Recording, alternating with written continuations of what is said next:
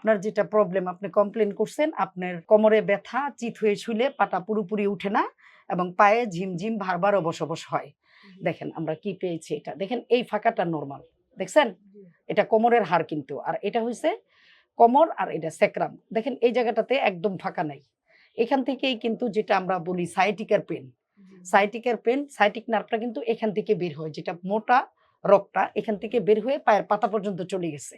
যখন এখানে কম্প্রেশন হয় তখন পায়ের পাতাতে ঝিমঝিম বারবার অবশ হয়, সেটা কোমর থেকে একদম বাটক হয়ে পিছন দিয়ে আপনার পায়ের পাতা পর্যন্ত চলে যায়।